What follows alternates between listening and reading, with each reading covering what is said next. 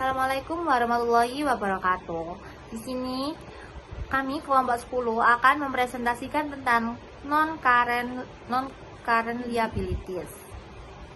Sebelumnya, saya akan memperkenalkan anggota kelompok saya terlebih dahulu. Yang pertama ada Enda Tesalonika PR Bank Manalo dengan NPM akhir 390. Yang kedua ada saya sendiri, Nur Aini Amelia Mufarihat dengan NPM akhir 395. Yang ketiga ada Ahmadul Sayyidina Sofi dengan NPM akhir 403. Dan terakhir ada Sofia Dwi Marleta dengan NPM akhir 405. Yang pertama ada nature of bond atau pengertian dan karakteristik obligasi. Obligasi adalah utang jangka panjang yang diterbitkan perusahaan untuk memperoleh dana dari banyak investor. Perusahaan berjanji membayar yang pertama nilai nominal atau face value saat jatuh tempo, dan yang kedua bunga berkala sesuai tingkat bunga yang ditetapkan. Obligasi digunakan ketika kebutuhan dana perusahaan terlalu besar untuk dipenuhi oleh satu pemberian pinjaman. Adapun jenis-jenis obligasi yaitu yang pertama secured bond atau dijamin aset tertentu. Yang kedua unsecured atau debenture bonds tanpa jaminan. Yang ketiga callable bonds yaitu dapat ditarik kembali sebelum jatuh tempo. Yang keempat ada convertible bonds yaitu dapat dikonversi menjadi saham. Dan terakhir ada term bonds dan serial bond, itu dibedakan berdasarkan pola jatuh tempo.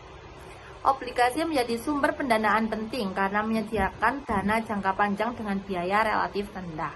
Selanjutnya ada accounting for bond issuance atau akuntansi penerbitan obligasi. Obligasi dicatat berdasarkan harga jual atau present value dari arus kas masa depan yang terdiri atas pembayaran bunga dan pelunasan pokok utang.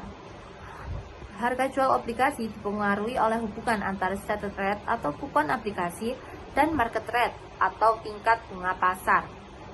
Adapun kondisi penjualan obligasi yaitu at par, kupon sama dengan bunga pasar. Yang kedua at discount, bunga pasar lebih besar dari kupon. Dan yang ketiga at premium, bunga pasar lebih kecil dari kupon. Dan selisih antara nilai nominal dan harga jual diamortisasi selama umur obligasi menggunakan effective interest method. Serta metode ini membuat beban bunga yang diakui mencerminkan tingkat bunga pasar yang sebenarnya. Baik, sekarang kita membahas terkait long term notes payable atau wesel bayar jangka panjang. Nah, pengertian itu sendiri adalah wesel bayar jangka panjang adalah utang yang jatuh temponya lebih dari 1 tahun atau 1 siklus operasi. Ini biasanya memiliki tanggal jatuh tempo tetap dan dapat dikenakan bunga eksplisit maupun implisit. Umumnya, perusahaan kecil menggunakan wesel sebagai sumber pendanaan utama. Perusahaan besar menggunakan wesel dan obligasi.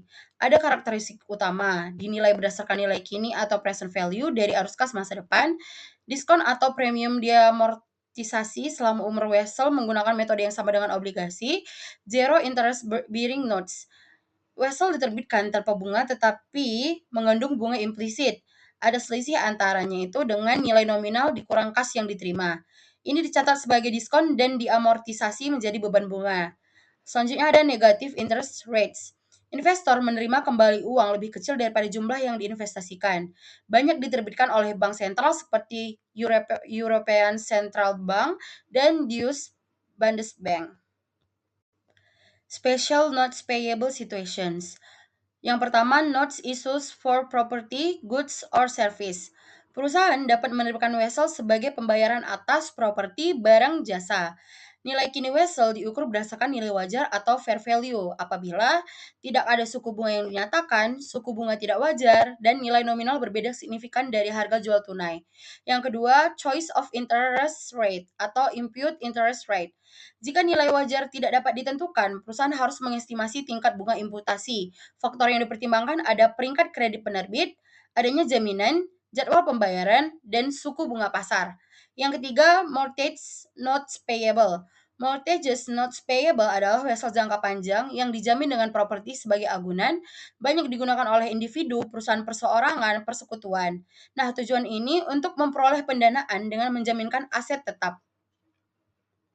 Baik, selanjutnya ada pelunasan liabilitas jangka panjang. Mekanisme pembayaran kas itu ada 3, ada saat jatuh tempo, ada sebelum jatuh tempo, dan pencatatan keuntungan. Yang pertama ada saat jatuh tempo. Saat jatuh tempo itu nilai tercatat sama dengan nilai nominal, jadi tidak ada pengakuan keuntungan atau kerugian karena diskon atau premi telah diamortisasi penuh. Terus yang kedua ada sebelum jatuh tempo, yaitu selisih antara carrying value atau nilai tercatat dan reacquisition price atau harga perolehan kembali. Jadi diakui sebagai keuntungan atau kerugian. Yang terakhir ada pencatatan keuntungan, yaitu terjadi jika harga perolehan kembali lebih kecil daripada nilai tercatat bersih. Sebaliknya, selisih lebih tinggi dianggap sebagai kerugian. Baik, selanjutnya ada restrukturisasi utang. Nah, pertukaran aset dan ekuitas. Kreditur itu menerima aset non-kas atau real estate, saham pada nilai yang wajar.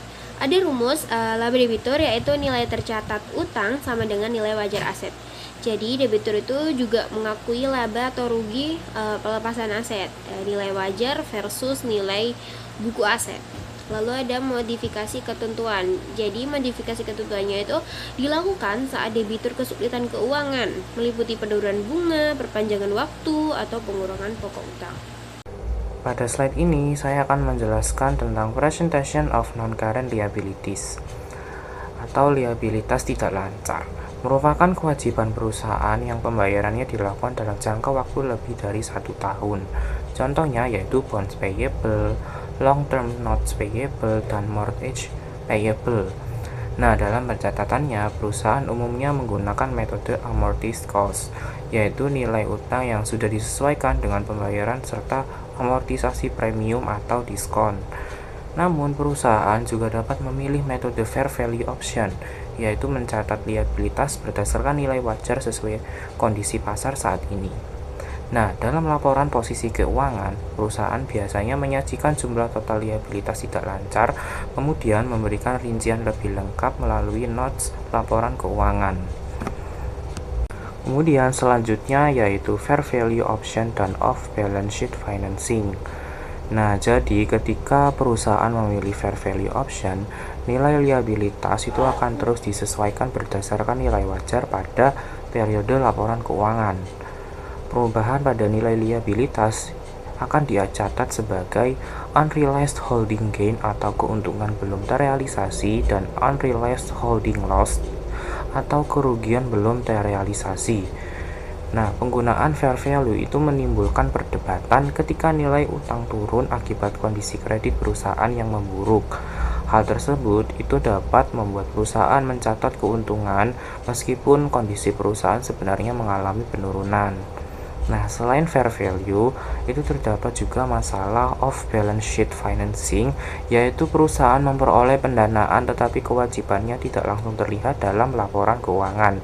Nah, apa saja sih bentuk-bentuk dalam off balance sheet financing? Yang pertama yaitu non-consolidated subsidiary dan special purpose entity. Kemudian pada slide selanjutnya yaitu analysis of non-current liabilities. Nah, jadi setelah liabilitas ini disajikan dalam laporan keuangan, pengguna laporan itu perlu melakukan analisis untuk mengetahui kemampuan perusahaan dalam memenuhi kewajiban jangka panjang. Analisis tersebut itu membantu investor dan kreditur melihat tingkat risiko serta kemampuan perusahaan dalam membayar hutangnya. Beberapa rasio yang digunakan, yang pertama yaitu debt to asset ratio, yang dimana merupakan rasio yang menunjukkan seberapa besar aset perusahaan yang dibiayai oleh hutang. Untuk rumusnya sendiri yaitu total liabilitas dibagi dengan total aset. Jadi semakin tinggi dari rasio ini, semakin besar ketergantungan perusahaan terhadap hutang. Dan hal tersebut itu menunjukkan risiko keuangan perusahaan juga semakin besar. Lalu rasio yang kedua yaitu time interest earned ratio. Merupakan rasio yang mengukur kemampuan perusahaan dalam membayar beban bunga menggunakan laba yang diperoleh.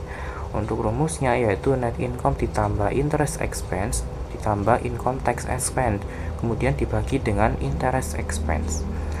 Jadi semakin tinggi rasio ini, semakin baik kemampuan perusahaan dalam memenuhi kewajiban bunganya. Demikian presentasi dari kelompok kami. Terima kasih atas perhatian yang telah diberikan. Mohon maaf apabila terdapat kekurangan dalam penyampaian materi. Sekian dan terima kasih. Wassalamualaikum warahmatullahi wabarakatuh.